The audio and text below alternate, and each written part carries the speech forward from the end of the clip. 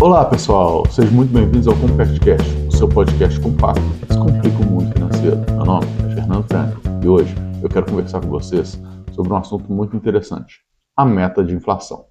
Por que eu quero falar da meta de inflação? Porque ela está ligada num contexto todo. Ela é uma das engrenagens, um dos objetivos, que uma das engrenagens tem que atingir, pensando na economia como um todo, então pensando na macroeconomia como um todo. E, obviamente, eu não vou entrar aqui na questão técnica do que é macroeconomia, o que é micro, nessa questão toda, mas eu quero que vocês sigam um caminho lógico aqui comigo. Então, vamos pensar, todo mundo quer, obviamente, um desemprego baixo. Só que quando você começa a baixar o desemprego, você tem mais gente recebendo significa um poder de compra maior na mão das pessoas, essas pessoas com poder de compra ali vão aumentando e surge uma demanda extra, como a produção não está aumentando necessariamente junto, a gente tem uma demanda maior que a oferta, isso gera inflação.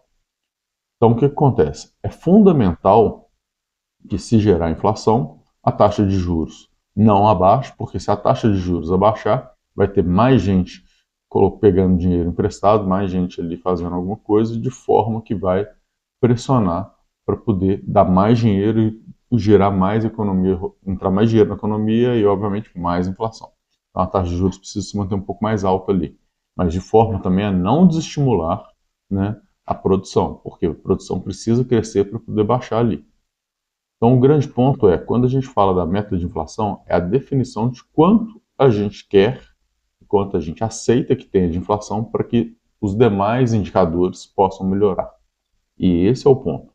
Quando a gente consegue baixar a taxa de juros, juntamente, aliás, quando a gente consegue baixar o desemprego, e isso aí não afeta a inflação, é o ponto que vai conseguir, aos poucos, permitir que a taxa de juros caia. É devagar, é bem devagar, não dá para ser rápido. Se eu fizer rápido, tanto a queda de desemprego ou a mudança na taxa de juros, a gente tem um problema na inflação, que é um dos objetivos aí que eu falei. Então, quando o Galípolo fala que se a pessoa, se o governo quer que reduza a taxa de juros, é necessário mudar a meta, é por conta disso. Então, o que é importante a gente entender? É preciso que a gente tenha uma tranquilidade de entender como que as coisas funcionam e como que a gente vai atingir aquele objetivo.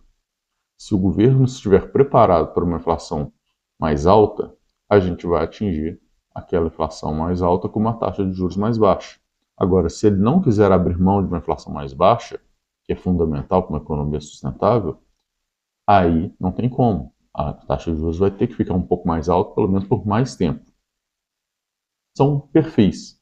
Quando a gente fala, então, da meta de inflação, ela tem um range. Por quê? Porque é muito difícil você cravar. Então, ela tem um e meio para baixo e um e meio para cima. A partir do momento que você define a meta, você tem que buscar o centro da meta. Quando você atinge e fica dentro do intervalo dela, está tudo bem, está aceitável, mas você não pode migrar seu objetivo para aquele lá no alto. De certa forma, também, a gente está agora numa projeção quase estourando o teto da meta, a projeção para o final do ano, só que o Banco Central também não tem coragem, e eu acho que de uma maneira correta, de aumentar a taxa de juros para poder forçar que essa inflação reduza para o centro da meta, porque ao mesmo tempo isso é um problema. Não dá para poder abrir mão de tudo. Então é uma decisão muito complicada.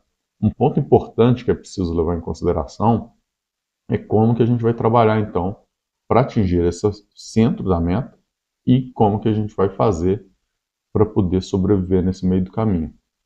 A economia como um todo vai aos poucos se ajeitando, vai ser movimentado e vai então gerando as condições para que um governo tente uma coisa ou outra. Considerando que todo mundo do Banco Central seja efetivamente técnico, esteja todo mundo lá técnico, não tenha nenhuma decisão política envolvida ali por trás, independente de quem entre lá dentro, se a pessoa for técnica, por mais que ela tenha um viés de expansionista, ou seja, eu quero uma taxa de juros mais baixa, ou a pessoa tem um viés contracionista, quer uma taxa de juros mais alta, esses são vieses. Mas se a pessoa for técnica, esse viés ele vai interferir no momento de dúvida, naquele momento que você pode baixar a taxa de juros de 0,25 ou manter, a taxa de juros em meio ou 0,25, ou aumentar ou diminuir aí, aumentar de 0,25 ou meio, ou manter ali. Vai ser uma questão assim, de que será que dá para fazer agora? Vamos ser um pouquinho mais conservador, vamos esperar mais uma rodada, né, mais a próxima reunião. É uma decisão muito nesse sentido. Quando a gente teve a decisão dividida no Banco Central, foi uma prova disso.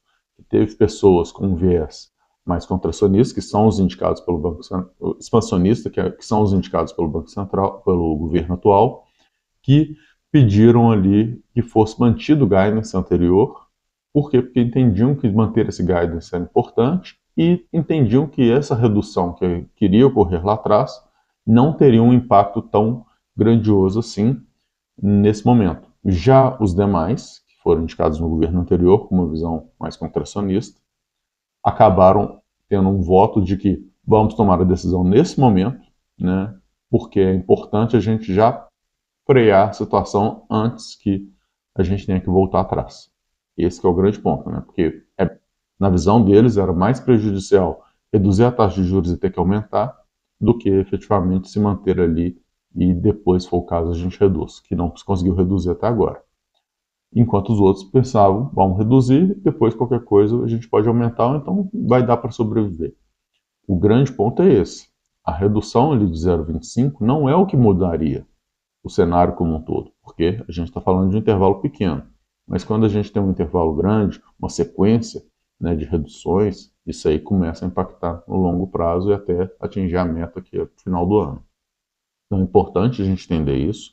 A busca da meta de inflação entra tanto no outro cenário atual, no fechamento do ano, né, que a gente já está próximo, a gente já está em agosto aí, mas também pensando na meta de inflação para 2025.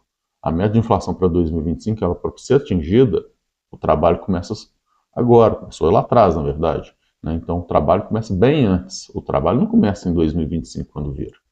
Então as mudanças na economia elas precisam ser suaves, elas não podem ser drásticas. Mudanças drásticas geram problemas. E isso é fundamental que a gente entenda. Tá? Então é uma questão muito importante da gente refletir, entender que a meta de inflação é uma ferramenta obrigatória, importantíssima, que deve ser muito bem estudada. Uma meta de inflação mais baixa é importante, porém ela não vai ser possível de ser atingida com juros baixos se a situação do país como um todo não estiver em perfeitas condições, né? E o fato é que a gente sabe que o Brasil ainda não chegou nesse ponto de estar em perfeitas condições. Tem muita coisa para acontecer ainda, muita água para rolar por debaixo da ponte. É fundamental uma estrutura fiscal, né, mais robusta. A gente teve o teto de gastos que ajudou, mudou-se para o arcabouço fiscal, gerando aí dúvidas quanto a como vai funcionar. Estamos na dúvida se vamos atingir o arcabouço fiscal, mas o fato é que nem o teto e nem o arcabouço são políticas fiscais perfeitas que garantem aí um cumprimento adequado da situação fiscal para o Brasil. Então é uma situação que ainda vai demandar um tempo para que a gente atinja um cenário que vai dar um pouco mais de tranquilidade para atingir uma taxa de juros baixa com uma inflação baixa. Pensa um pouquinho nisso. Até a próxima. Tchau, tchau.